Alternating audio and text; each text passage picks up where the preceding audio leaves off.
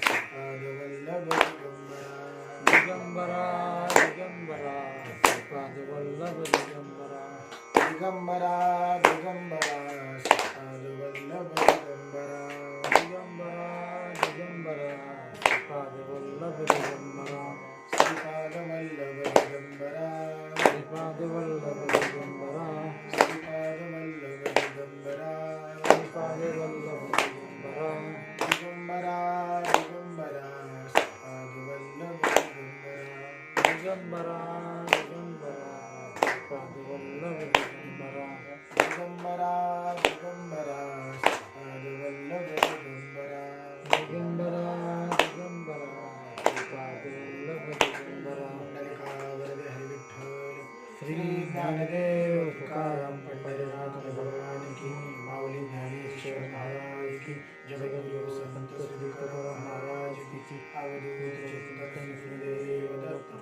श्री नवनाथ महाराज की जय। अध्याय 17 श्री गणेशाय नमः। जय जयाजी वैकुंठ दिशा अलक्ष गोचरादि पुरुषा पूर्ण ब्रह्म निष्कलंक निर्दोष सनातनादि मूर्ते ऐसा स्वामी पंढरी आदेश वैसुनी मालूचे कवित्व पृष्टीस भक्तिसार सुधारस निर्माण केला ग्रंथासी तरी मागील अध्याय कथन कानिपा पातला हेळापट्टण गोपीचंदाची भेटी घेऊन मैनावतीशी भेटला तरी सिंहावलोकनी तत्वता मैनावती भेटूनी नाथा सकळ वृत्तांत सांगून स्वतः समाधानी मिळविले। असो गोपीचंद दुसरे दिनी नाथाग्रहे शिबिरी जाऊनी मौली ठेवून नाथाचे चरणी उभा राहिला सन्मुख। कानिफा पाहुणी रावदृष्टी बोलता झाला स्वगवाग्वटी श्री जालिंदर महिपोटी कोठे घातला तो सांगा पा येरू म्हणे महाराजा ठाव दावी तो चला ओजा तेव्हा म्हणे शिष्य माझा घेऊन जावे सांगा माझ्या शिष्यांना ऐशी कानिपा बोलता मात अवश्य म्हणे नृपनाथ मग सत्शिष्य घेऊन सांगा तया ठाई पातला ठाव दाखवून सत्शिष्याशी पुन्हा आले शिबिराशी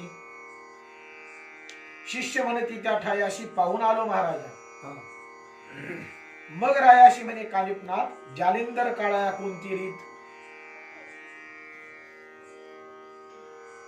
येरू म्हणे तुम्ही समर्थ सकळ जाणती सर्वस्वी बाळे आग्रह करू जाती परितयांचा निर्णय कैशा रीती करावा हे तो नेनती निश्चिती सर्व सांगोपी माता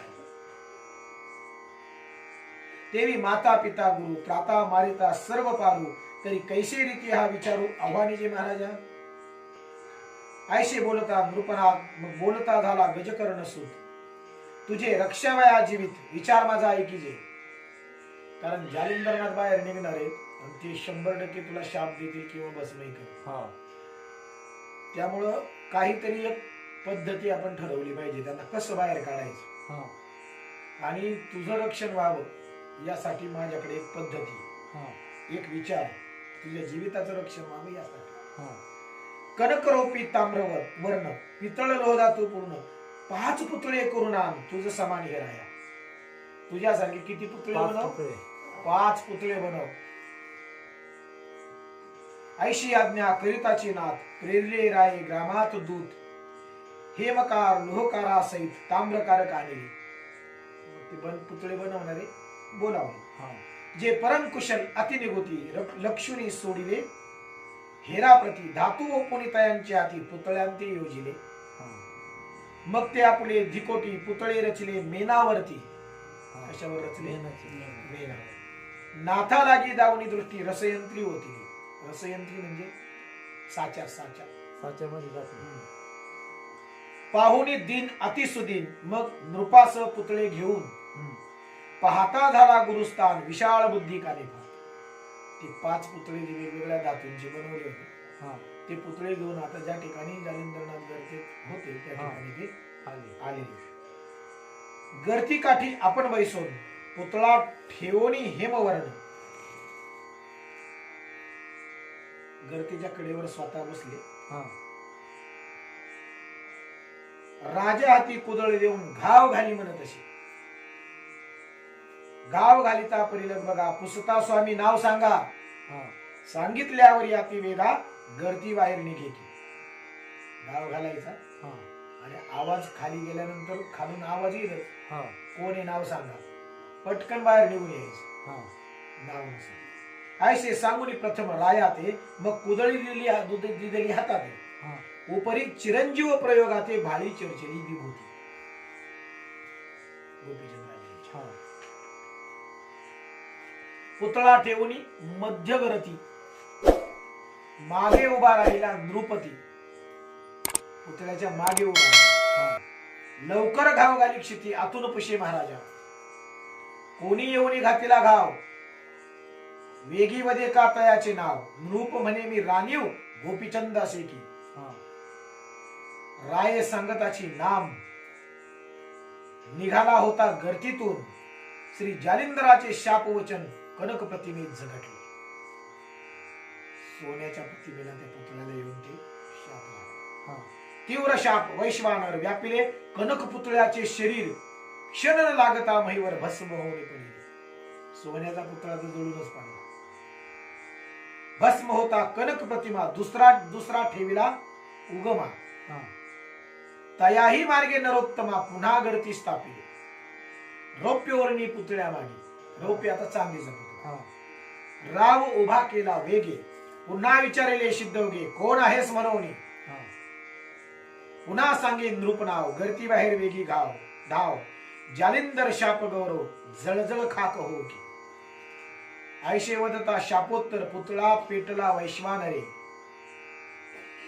तोही होऊन भस्मपार महिला मिळवला चांदीचा शांती सर बसणार मग तिसरा लोह पुतळा पूर्ण हा तिसरा लोखंडाचा तोही झाला शापे भस्म चौथा पाचवा गती दुर्गम त्याची परी पावला पाची पुतळे जळून काम झाले हा यावरी त्या नृपनाथा श्री कानिपा झाला सांगता माते वधुनी नाम सर्वता नाथाप्रती सांगाल हा अवश्य म्हणून गौड पाळ लवकरी भेदी अतिसबळ तो नाद ऐकुनी तपी केवळ विचार करी मानसी हा माझा क्रोध वनवानळ जळून टाकील ब्रह्मांड समग्र तेथे वाचला त्रिलोचन कुमार हे आश्चर्य वाटत असेल हा हा वाचलाच कसा परम संकट पाहुनी कृतांताचे दाढी आत सापडली या सुटून जात नसिवे वैश्वानर मृत्यू हे आश्चर्य वाटत असे महातक्षकाने दंश करून वाचवू शके कोणी प्राण केवी वाचला नृपनंदन हे आश्चर्य वाटत असे हा राजा वाचला कसा हा परम संकट पाहुनी प्राण उदित घेत हिरकणी तो वाचून निर्वेजनी हे आश्चर्य वाटत असे उरग खगेंद्र हाती लागता परिणमरे भक्षण करिता तेवी झाले नृपनाथा हेचे आश्चर्य वाटते की मूषक सापडल्या मुखात त्या ते कवा नाही मृत्यू तेवी वाचला हा नृपनाथ हिचे आश्चर्य वाटते सहज उभा पर्वता निकटी कडा तुटोनी पडला माथी त्यात वाचला अशी म्हणती हेचे आश्चर्य वाटते ऐसा विचार मनात करिता झाला जालिंदरनाथ हा चित्ती म्हणे त्या भगवंत साह्य झाला लक्षणी नक्कीच कुणीतरी यांना साह्यभूत असणार हा तसा हा वाचणार नाही तरी आता असो ऐशे वाचल्या अमर करू त्यास हा ऐशे विचारून चित्तास मनी गाठी दृढ धरी एरीकडे कानिपनाथ हुंकार नृपाशी देत तव उभा अस्व करी व्यक्त लवकरी मई भेदित असे लवकर खोल नाही नाही नाही नाही लवकर खोल लवकरी घाव कानी उठता श्री जालिंदर होय पुसता कोण आहे अद्यापर्यंत गाव घालीशी माहिते हा ऐकता श्री गुरुवचन राया आधी गजकर्ण नंदन आणि राजाच्या आधीच कानिपनाथ म्हणताय सांगून आपले नामाभिधान गोपीचंद असे सांगत असे हा म्हणे महाराजा तपोजेटी मी बालक कानिपामयी पाठी हा पहावया चरण दृष्टी बहु भुकेलो चक्षुते म्हणून गोपीचंद रूपनाथा तुम्हा काढावया उदी ऐशी ऐकुनी सत्शिष्य मात म्हणे अद्यापी नृप वाचला तरी आता चिरंजीव असो अर्कावधी ठेव अमरकाली सदैव भाव जगा माझी निर्विका ऐशे वदुनी जालिंद्रनाथ निज चक्षुनी पाहावया सूत बोलता झाला ती तळमळत म्हणे महिते विदारी जमीन बाजूला झाली करा मला बाहेर यायचे ऐशी आज्ञा होता चितेत मग काढते झाले वरील लिदी ते वरची जी लीद आहे ती हा काढायला सुरुवात झाली. तेव्हा ते मृत्तिका 10 वर्षात मही व्यक्त झाली. मग कामाटी लावून नृपती हा. कामगार उरकिता झाला महिती. सावध राहा बरं का.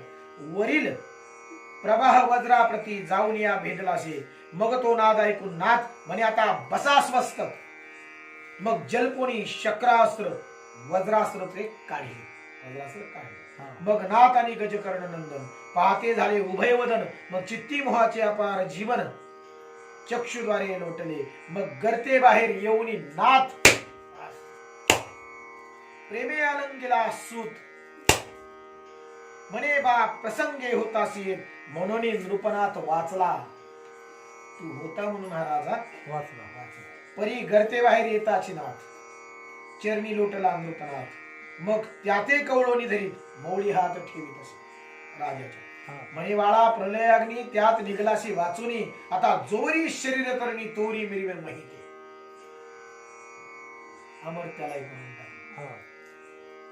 यावरी त्रिलोचन कामिनी मैनावती लोटली चरणी.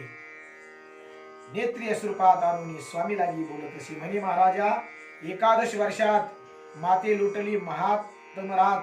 माझा अर्क गुरुनाथ अस्ताचळी पातलासे.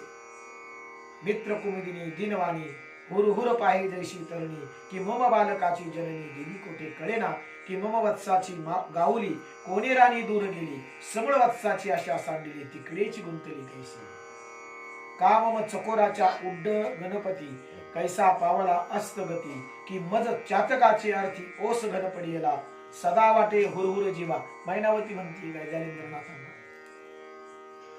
सदा वाटे हुरहुर जीवा. की लोभ्याचा चुकला द्रव्य ठेवा.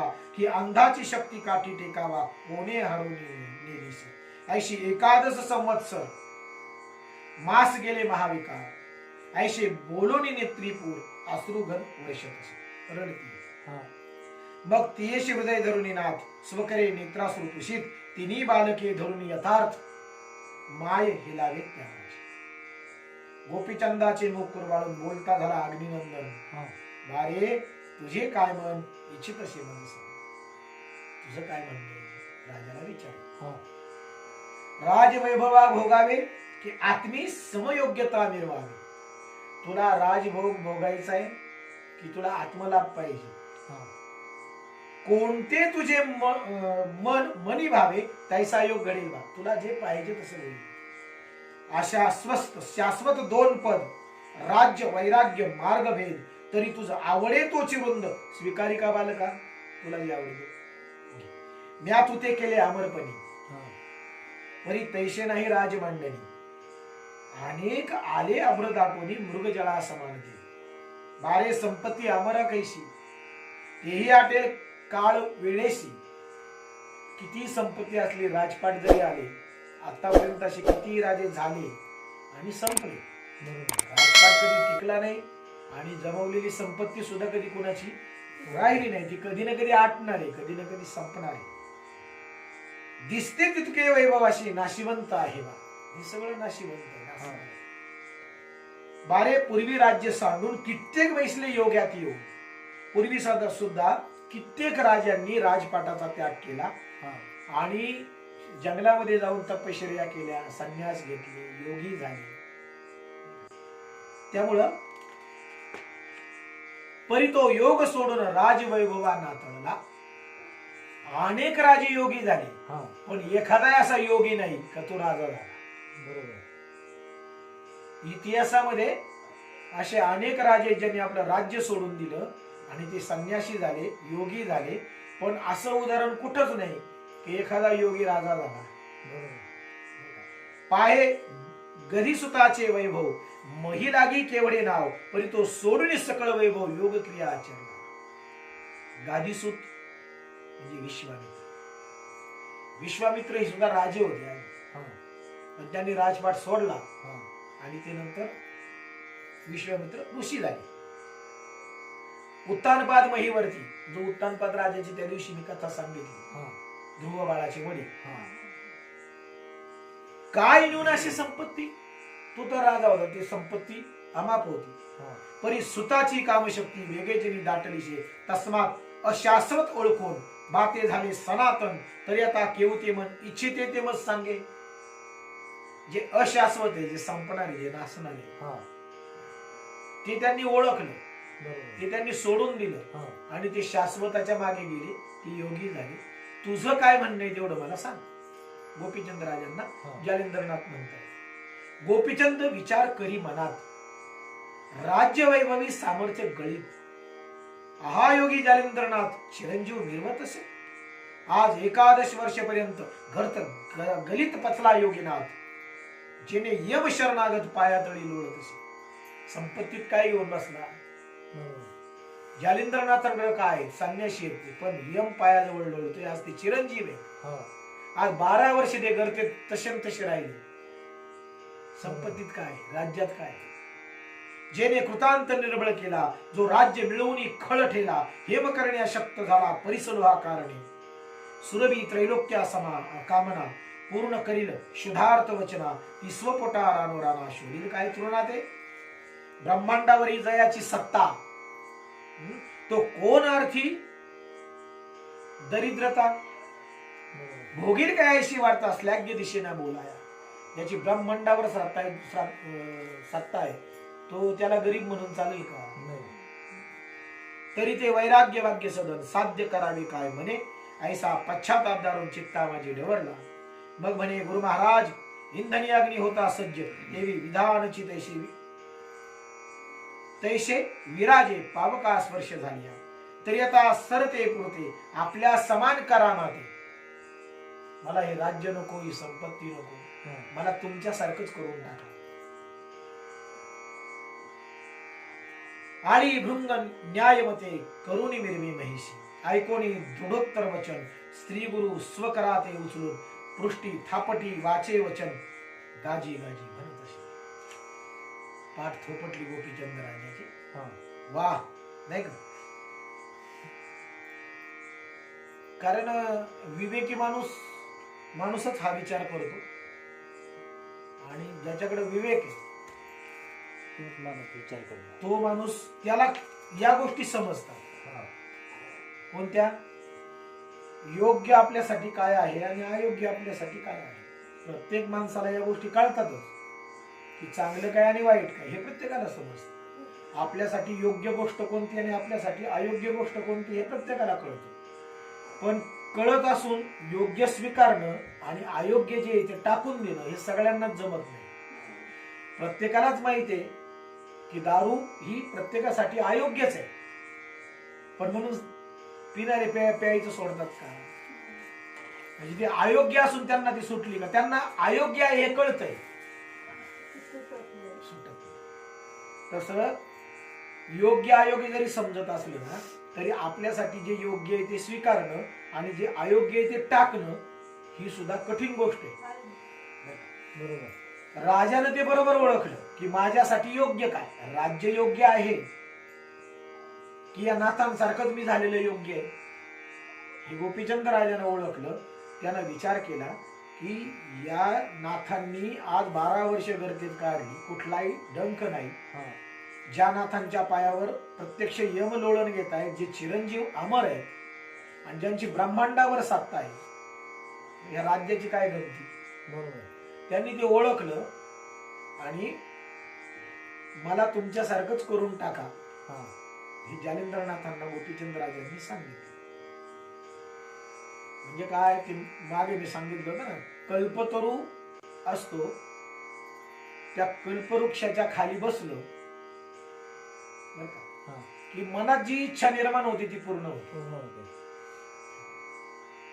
पण जो कपाळकरंट असतो किंवा ज्याचं दुर्दैव असतं ना, हा त्याला म्हणजे ज्याला कधी चांगले विचार करायचं सुचलंच नाही, हा आणि ज्याच्या डोक्यामध्ये कायमच दुर्गुण आहेत, वाईट बुद्धी आहे, ते कल्पवृक्षाखाली बसल्यावर त्याच्या डोक्यात काय येतं माहिती का?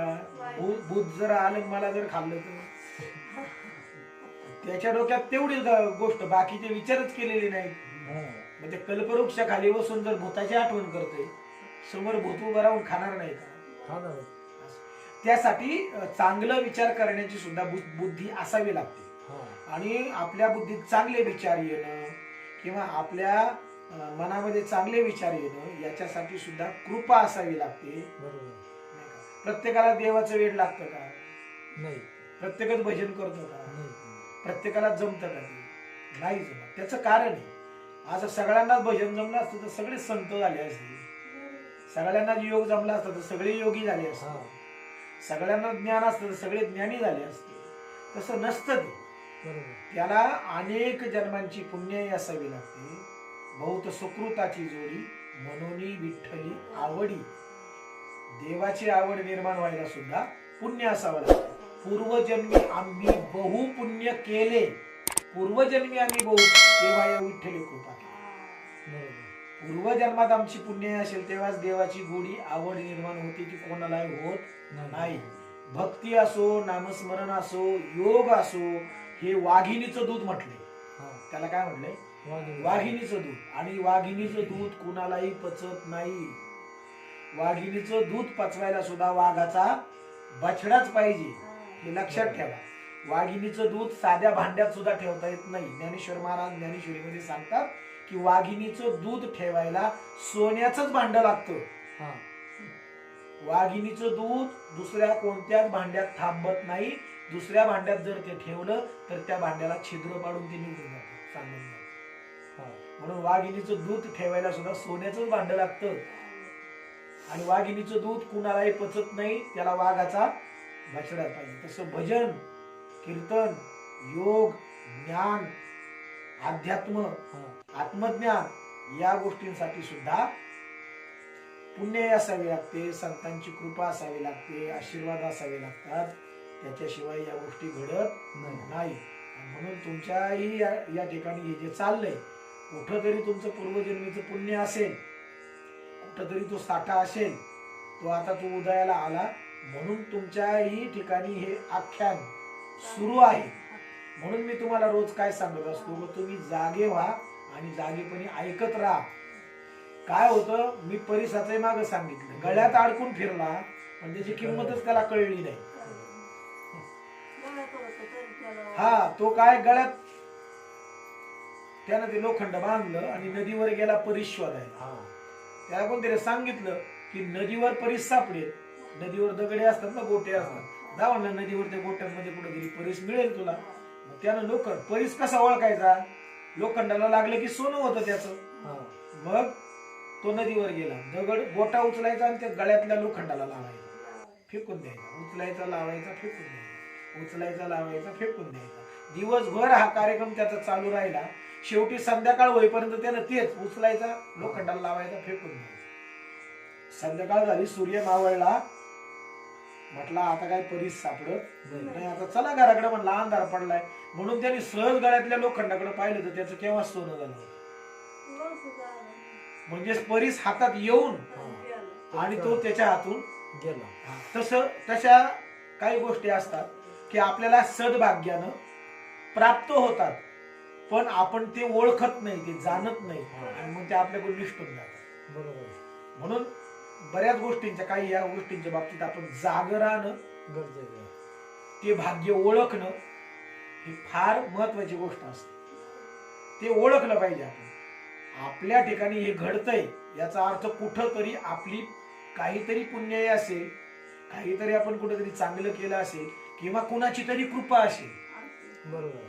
त्याच्याशिवाय या गोष्टी घडत नाही, हे मला सांगायचं. तसं की गोपीचंद राजांना सुद्धा राजपाटाचा त्याग करून संन्यासी व्हावंसं वाटलं, किंवा नाथ संप्रदायामध्ये यावंसं वाटलं, किंवा जालिंद्रनाथांसोबत मला तुमच्यासारखं करून टाका असं म्हणावंसं वाटलं. याच्या मागे सुद्धा पुण्य आहे, कृपा आहे. त्याच्याशिवाय या गोष्टी होत नाहीत, नाही का? नाहीतर देव समोर उभा राहिला आणि विचारलं, बोल तुला काय पाहिजे? हा म्हणतो, मला सोनं द्या, मला राज्य वैभव द्या. पण ते टिकणार किती दिवस? 14 चौकड्यांचं रावणाचं राज्य, ते सुद्धा टिकलं नाही. प्रतिसृष्टी निर्माण करणारे विश्वामित्र, ते सुद्धा राहिले नाही. अनेक मोठे मोठे राजे गेले. राजवैभव टिकत नाही, संपत्ती टिकत नाही. मागे मी तुम्हाला सांगितलं, संपत्तीचा किंवा लक्ष्मीचा स्वभाव हा चंचल आहे, ती एका जागेवर कधीच थांबत नाही. लक्ष्मी तसं वैभव असो, ते एका जागेवर थांबत नाही. आज राजा आहे, उद्या त्याचा भिकारी होऊ शकतो, आज भिकारी आहे त्याचा उद्या राजा होऊ शकतो. म्हणून त्या गोष्टी गहू नाही, त्या नाशिवंत आहे. मग आपल्याला शाश्वत पाहिजे ना, त्या शाश्वताकडे जायचं असेल ना, तर आपल्याला गुरुकृपेशिवाय पर्याय नाही. हे गोपीचंद राजांनी ओळखलं आणि म्हणाले मला तुमच्यासारखं करून टाका. मग वरदहस्त स्पर्श निमवली सकळ देहाते कृपे निहाळी कर्णी ओपुरी मंत्रावळी स्वनाथ मार्गी मिरवला. ऐशे होता अंगलिप्त मग दिसून आले अशाश्वत काया माया दृश्य पदार्थ विनय चित्ती मिरवले. बघ वटतरुचे दुग्ध काढून, वटतरू वडाच्या झाडाचं दूध, दूध म्हणजे चीक, जटावळी राजनंदन, त्याचे जे केस आहेत त्या केसांना लावलं आणि त्याच्या जटा वळायला सुरुवात केली. त्रिसट कौपिनी परिधानून, त्रिसट या शब्दाचा अर्थ आहे तीन पदरी, बरं का. कौपिनी अंगामध्ये कफनी म्हणतो त्याला आपण. परिधानून कर्णी मुद्रा परिधानी, शैली कथा परिधानुनी शिंगी नाद गाजवी भुवनी कुबडी फावडी कवळुनी पाणी नाथपणी मिरवला. तो नाथांसारखा भस्मजोळी कवळुनी कक्षेत. बघा राजा आहे बरं का तो. म्हणजे आपण आपल्या संपत्तीचा, आपल्या पैशाचा काही किती अहंकार करतो, त्या राजानं सहज बाजूला केलं. आपल्याकडे काय आहे, त्याच्याकडे तर खजिना आहे, बरोबर, त्याच्याकडे राज्य आहे, त्यांनी सहज बाजूला केलं राज्य. आणि भिक्षेची जोडी काखेत घेतली एका राजानं. आणि द्वितीय झोडी भिक्षार्थ हाती कवळुनी नागनाथ जगा माझी मिरवणार. परी हा वृत्तांत सकळ गावात अंतपुराधिक झाला श्रुत. सगळ्या गावात राज्यात ही बातमी श्रुत होताची अपरिमित शोक सिंधू उचंबळला. लोक रडायला लागले आमचा राजा. एकच झाला हाहाकार रुदन करिता लोटला पूर. स्त्रिया धरणीशी टाकीती शरीर मुखी मृत्तिका घाली ती. मैनावतीशी शिव्या देत, म्हणजे त्यांच्या आईला, गोपीचंद राजांच्या आईला, म्हणती हिनेच केला सर्वस्वी घात. आहा आहा नृपनाथ मही कोठे पहावा. आठवणी रायाचे विशाळ गुण भूमीवरी लोटती रुदन करून मूर्छागत होऊनी प्राण सांडू पाहती रुदनाती. कारण राजा तसा जनकल्याण करणारा होता, लोकांचं हित करणारा होता, त्यामुळे साहजिकच लोकांना त्याचं दुःख होणार. अहो हा हे राजवैभव कैशी आली विवशी माव. आहा सुखाचा सकळ अर्णव वडवानळे प्राशिला. आहा रायाचे बोलणे कैसे कधी दुखावले नाही मानस. आमचे वाटेल जे इच्छेस राव पूर्वी आवडीने. एक म्हणे सांगू काय राये वेष्टिले चित्त मोये. ज्ञान वदन पाहुणे राय हृदय कवळी मोहाने. म्हणे बाई मुखाते कुरवाळून परमप्रीतीने घेत अतिस्नेहाने अर्थ पुरवून मनोरथ पूर्वी माझे घे. ऐशे म्हणून आरंभळत एक सरा शब्द करीत. एक म्हणे बाई मात काय परू सांगू रायाची. आगे वत्सा लागी जैशी गाय क्षणेक विसंभू कदा न पावे. ते विक्षण क्षणा येऊन राय वदन माझे पाहिजे. एक म्हणे अर्थपोटी किती सांगू राजे दृष्टी. वाकुडा केश कबरी ताटी पडता सावरी. आगे कुंकुम रेषा वाकडी होत ती सावरी नृपनाथ मायेहून अधिक अतित्य माझे करीत होत आली.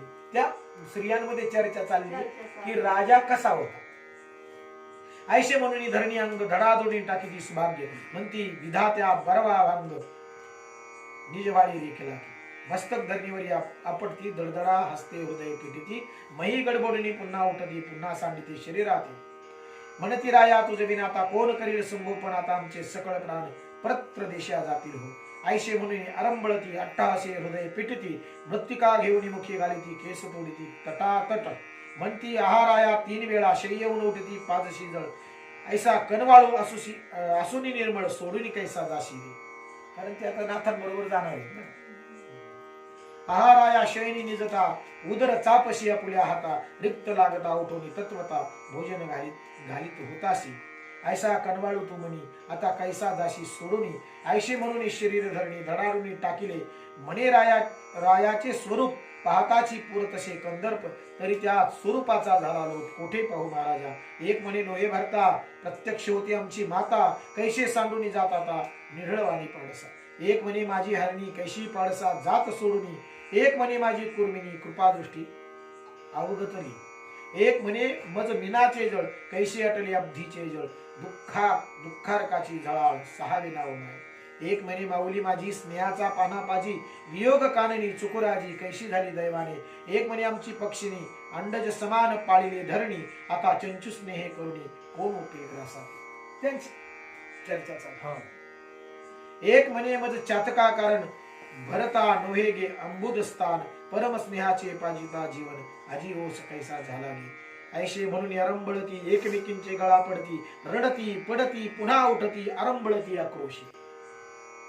ऐसा अकांत अंतपुरात येरीकडे जालिंदरनाथ राया गोपीचंदा सांगत तपा लागी जाई का.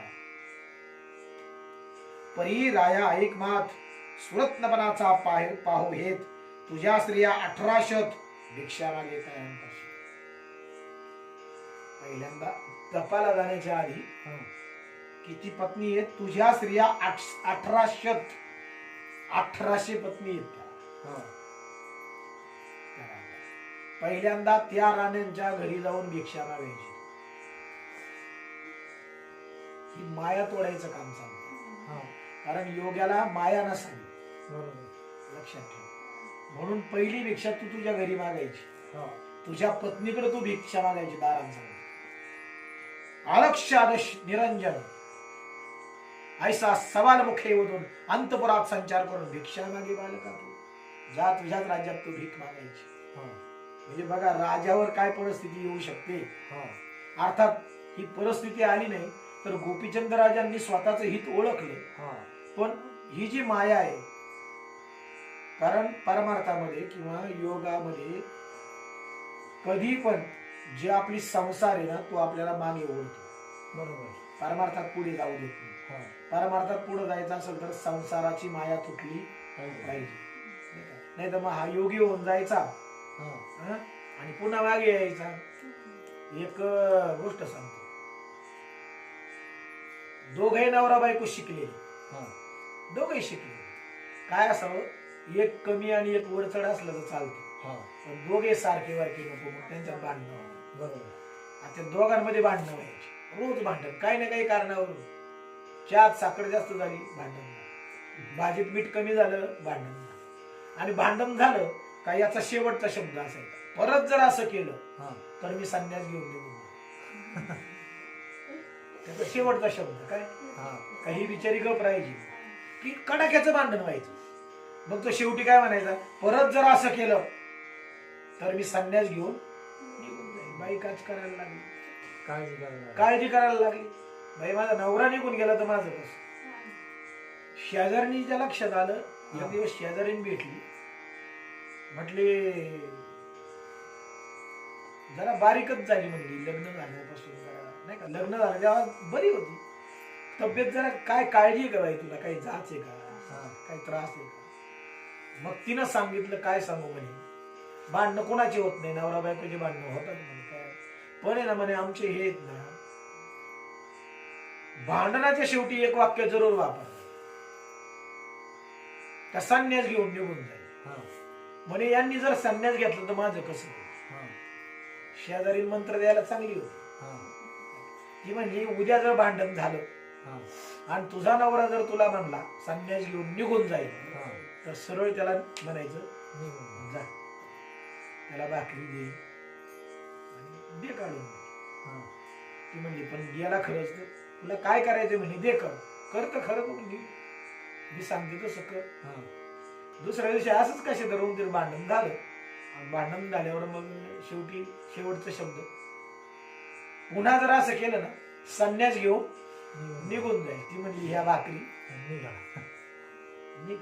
त्यानं विचार केला इथून माग ही कधीच अशी म्हटली नाही हिला गुरु कोण भेटला. बरं आता म्हणून गेलाय संन्यास घेऊन निघून जाईल म्हटल्यावर मग नावीलाच झाला. त्यानं ज्या भाकरी घेतल्या परत येणार नाही तोंड सुद्धा दाखवणार नाही. ती म्हणली नका दाखवू ती घेतल्यावर रागावायचं करा त्या भाकरी आणि गेलं. चालत राहिलं शेवटी संध्याकाळ होत आल्यावर घराची ओढ लागते. जशी का संध्याकाळ होत आली म्हणलं आता काय करावं भूकही लागली. मग त्यानं एक विहीर बघितली. त्या विहिरीच्या बाजूला एक आंब्याचं झाड होतं. त्या आंब्याच्या झाडाखाली त्याने भाकरी म्हणलं आता इथं भाकरी खाव्यात, हा. म्हणून त्यानं त्या भाकरी सोडल्या. तर आत कोळशे होते, कोळशे भाकरी काय झाल्यात कोळशे. ते कोळशे पाहिल्यावर मात्र चिडला. हा. म्हणलं आता बघतोच हिच्याकडं. हा. आणि आला ना घरी परत घरी आला. संन्यासी माणसाला काय घेणे परत घरी यायचं. तो परत घरी आला आणि परत दुसऱ्या दिवसापासून त्यानं कधीच हे वाक्य वापरलं नाही. का संन्यास घेऊन निघून नाही. म्हणजे असे संन्यासी असतात, तसं काही म्हणजे. म्हणून माया तुटणं फार गरजेचं असतं, माया संपणं फार गरजेचं आहे संसाराचा. म्हणून गोपीचंद राजांना काय सांगितलं, पहिली भिक्षा कुठं मागायची? तुझ्या घरात, तुझ्या राज्यात मागायची. शिंगीनाद वाजवून हाती. कशी मागायची? शिंगीनाद वाजवून हाती. भिक्षा दे माई वदोनी ओक्ती. पत्नीला सुद्धा काय म्हणायचं? भिक्षा दे माई. ऐशा परी भेटोनी होती, तपा लागी जाई का. सगळ्या राण्यांना भेट, मगच तपाला जा. म्हणजे या ठिकाणी त्यांना काय पाहिजे? हा कुठं आकृष्ट होतोय का, ओढला जातोय का.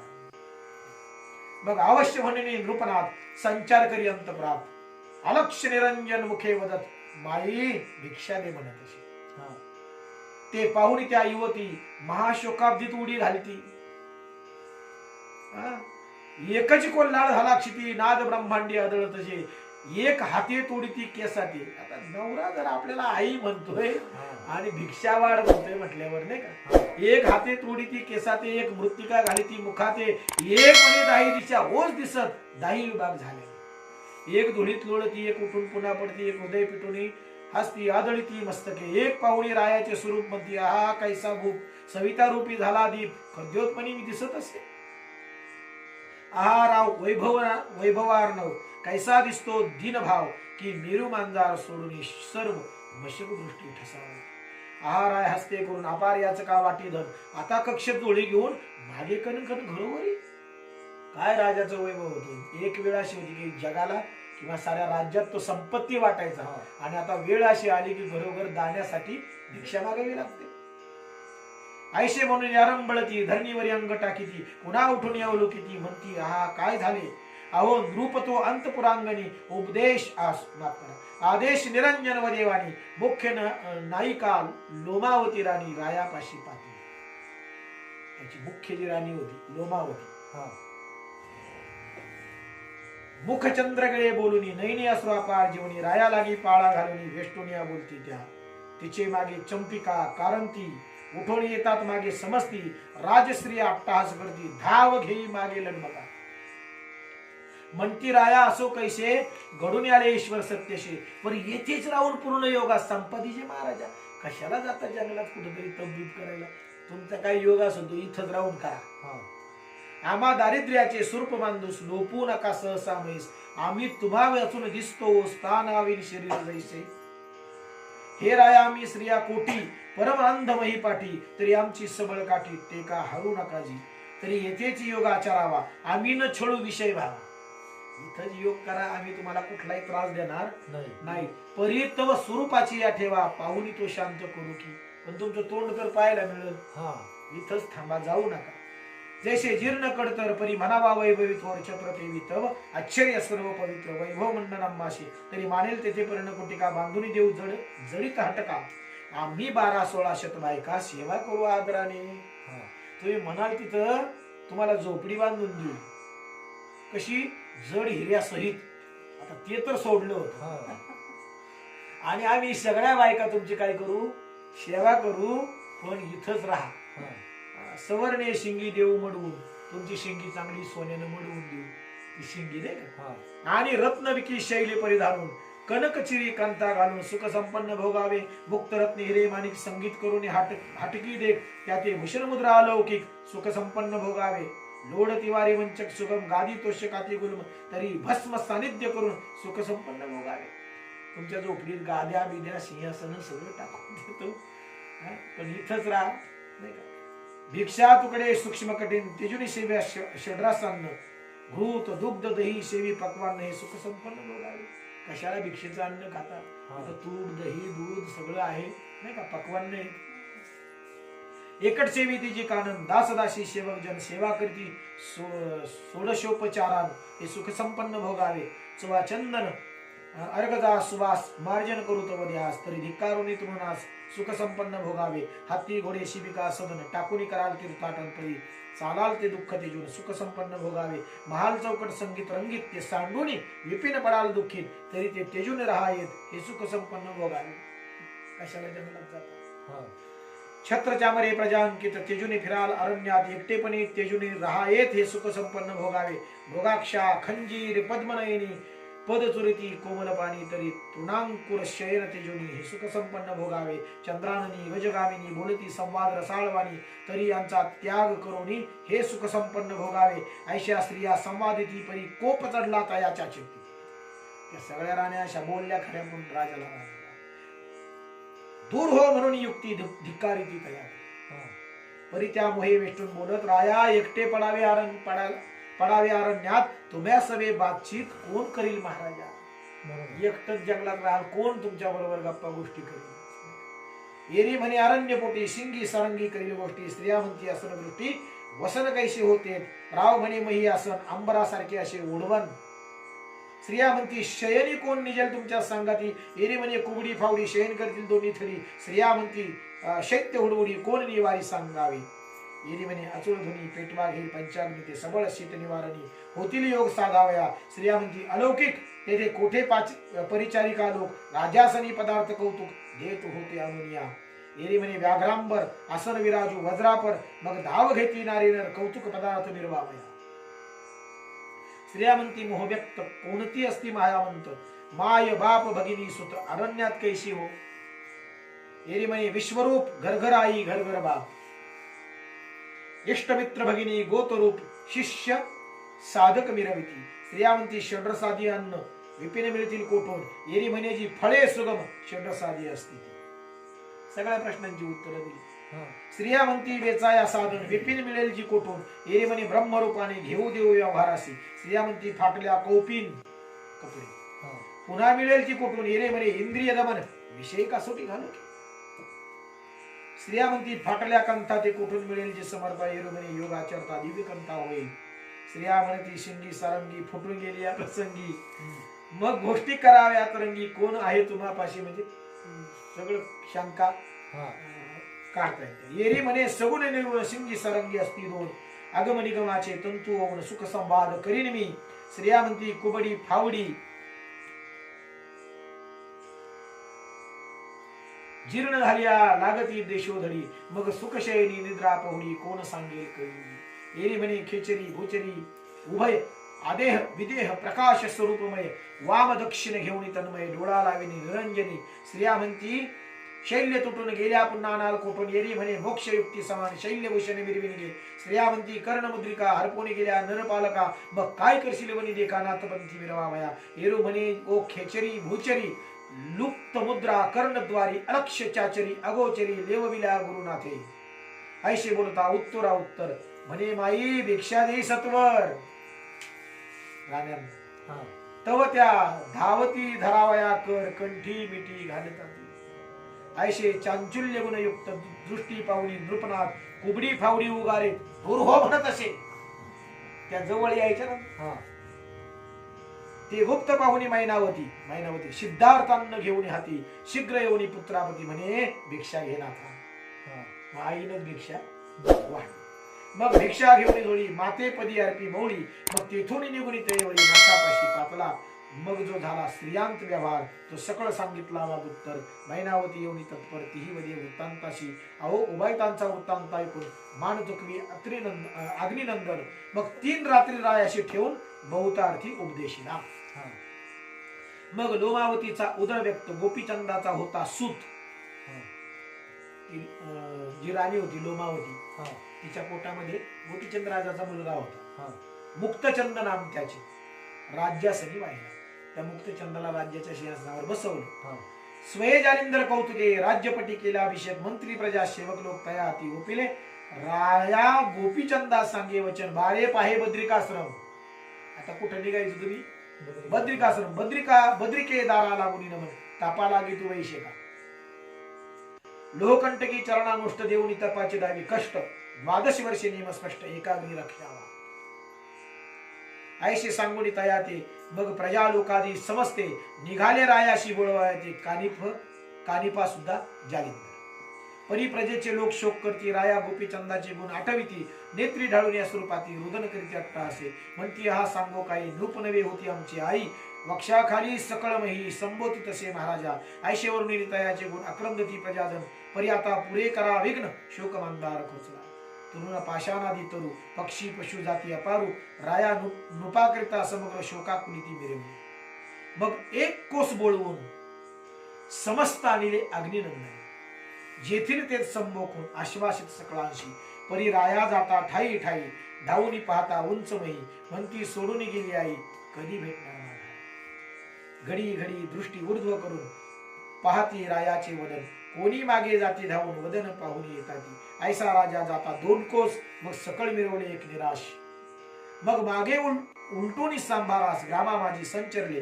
राजसदनी येऊन समस्त सकळ बैसले दीनवंत जसे शरीर प्राणरहित एक सरा मिरवले मग श्री जालिंदर राजसदनी मुक्तचंदा विराजुनी राज्यासने मंत्रियांते पाचारुनी वस्त्रे भूषणे आणविली मग जैसे महत्व पाहून दया लागी भूषणे देऊन प्रेमे गौरवने प्रजानन बोलविले स्वस्ताना याउपरी अंतपुरी जाऊन सर्व स्त्रियांचे केले समाधान मैनावतीची करी ओपून समाधानी मिळवले मुक्तचंद ओपुनी तियेचे करी म्हणे हा गोपीचंदची मानी हा शिलार्थ तयाचे परी मनोरथ पुरविल तुमचे ऐशे करून समाधान राज्यासनी पुन्हा येऊन मुक्तचंदाचे हस्ते करून याचका धन वाटिले जालिंदर कानिपा कटका सहित शन्मास राहिले पट्टणात किती 6 महिने अर्थार्थी सकळ अर्थ निज दृष्टी पाहते श्री जालिंदराचा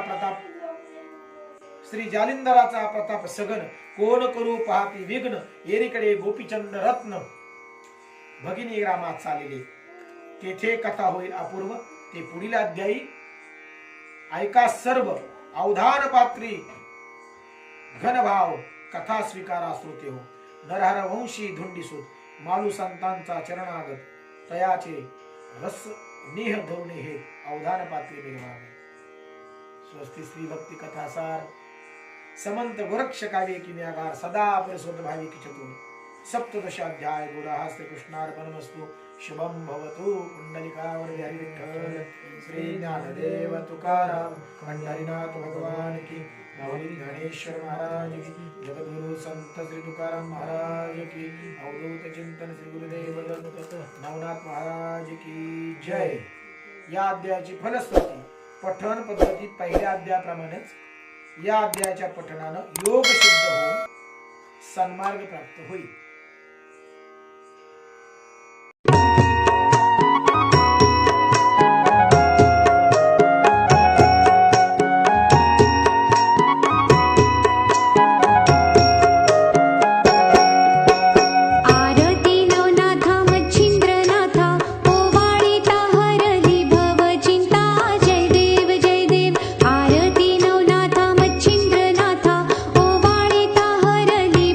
चिंता जय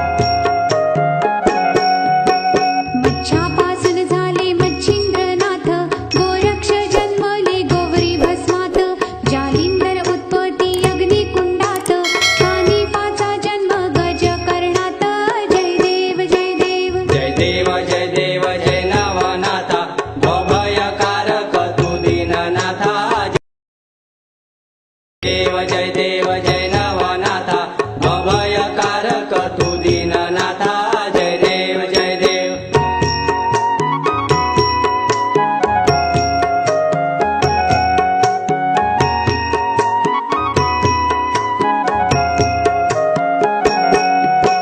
भिक्षेच्या पात्रात भरतरी हरी रेवणनाथ हे सर्वत्र भारी चौरंगी अंघोळ कृष्णेच्या तीरी वटसिद्ध नागनाथ सर्पाच्या उदरी जय देव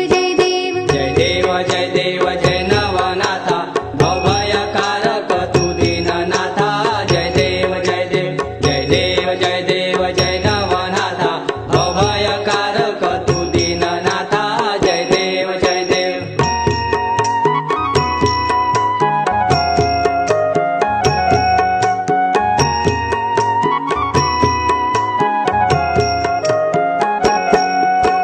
चरणापासून झाले तरपटीनाथ गर्भाची उत्पत्ती भगीरनाथ गहिणी गोपीचंद अडभंगीनाथ 84 सिद्ध झाले प्रगटा जय देव जय नवनाथा अभयकारक तू दीननाथा जय देव जय नवनाथा अभयकारक तू दीननाथा जय देव जय नवनाथा अभयकारक तू दीननाथा जय देव